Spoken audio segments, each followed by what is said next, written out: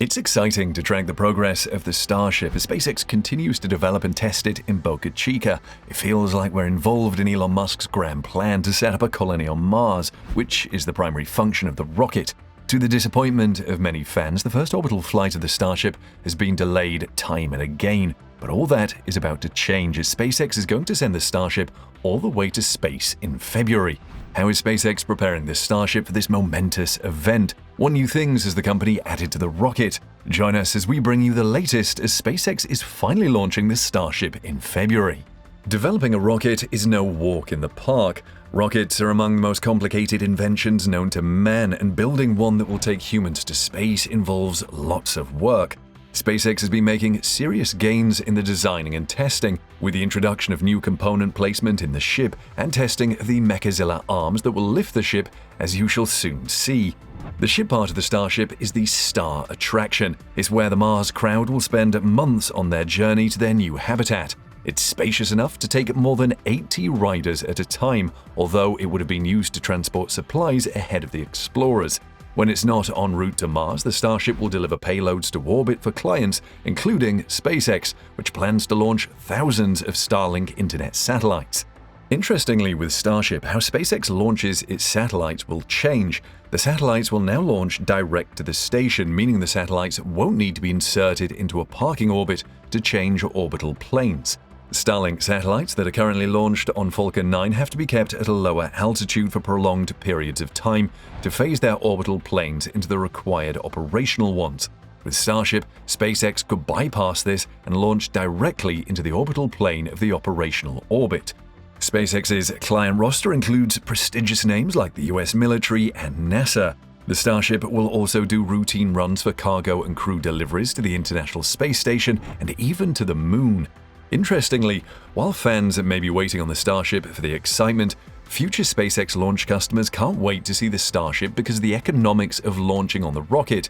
Thanks to its full reusability, SpaceX expects launch costs as low as $2 million.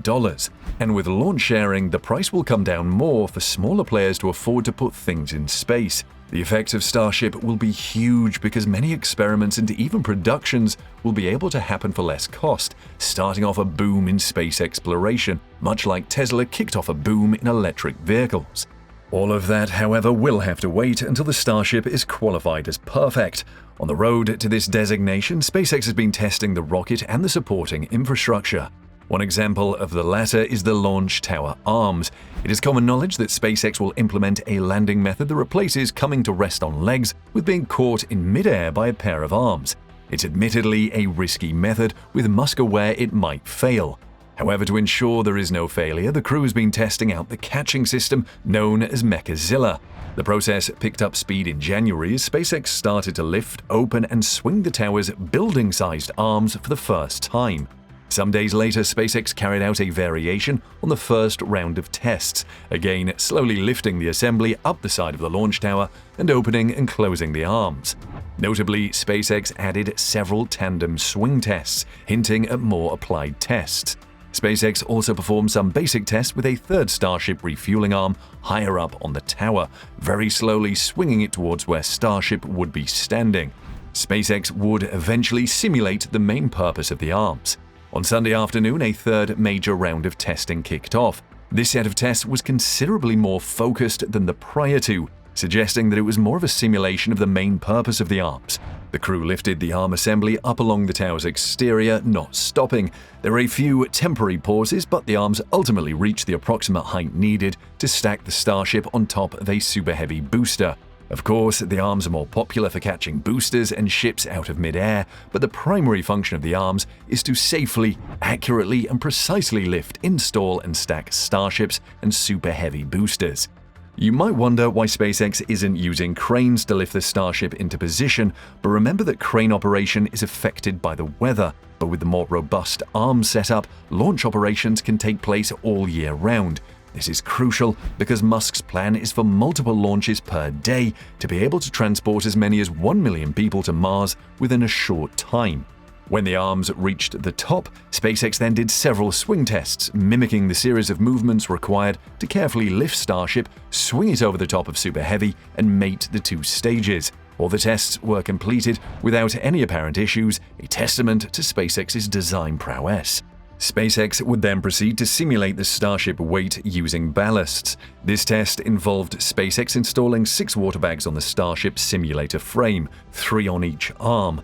These giant, heavy-duty water balloons are routinely used to stress test large structures and devices by simulating payloads that might be too expensive or inconvenient to use solely for testing purposes.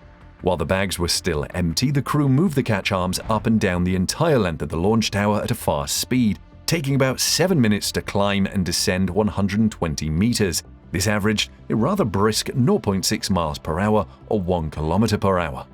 The ship itself has seen some interesting upgrades. Apart from the addition of 3 Raptor engines and stretching the propellant tanks to accommodate the new rocket engines, one of the 2 secondary header tanks is getting a new placement.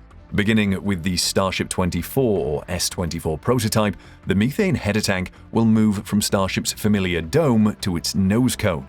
The Starship's oxygen header tank has always been located in the very tip of the nose, placed in such an inconvenient location for the sole purpose of shifting Starship's center of gravity forward. However, the methane header tank will now join it in the nose. The apparent explanation is that SpaceX needs to shift that center of gravity further forward. It's possible that this change was planned before SpaceX realized the performance benefits of a stretched 9-engine Starship, but it could also be a preemptive modification meant to counteract the added weight of 3 more Raptor engines and longer tanks. Even before Musk confirmed the repositioning of the methane header tank, we had known some changes were coming to the ship. A drawing on the side of a Starship section showed exactly how Starship's design would change, beginning with Ship 24. SpaceX will add an extra ring to several Starship sections. For current ships, 6 distinct sections are stacked to form Starship's cylindrical tankage and hull. It takes another 5 stacked sections to complete the current nose cone design. Counting the nose as 1, it takes about 7 stack operations to assemble the basic structure fully.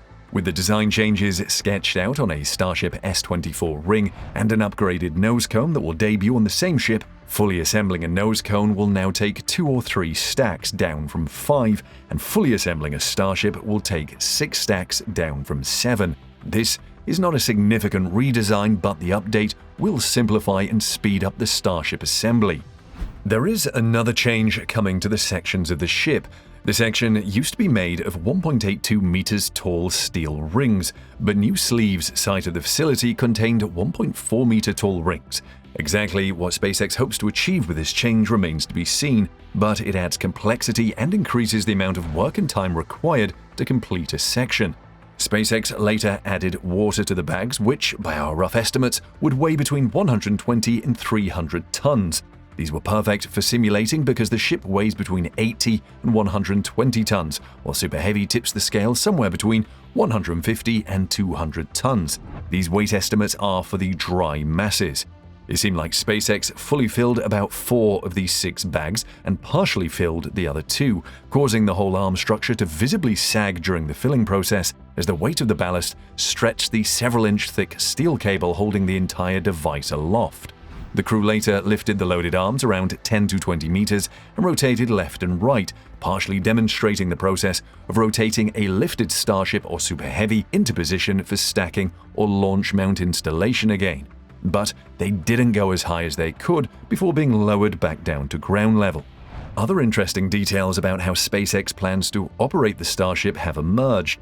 SpaceX intends to begin launching the Gen 2 system as early as March 2022, likely beginning with the 43 degrees or 53 degrees inclined planes. But of course, that would depend on the FAA, which is sitting on approving SpaceX's Boca Chica Programmatic Environmental Assessment (PEA) and subsequent grant of the launch license. However, when Starship eventually enters the early operational phase, it will launch from Boca Chica to the 43-degree and 53-degree orbital planes and likely involve a substantial dogleg maneuver to avoid overflying parts of Mexico in the Yucatan Peninsula.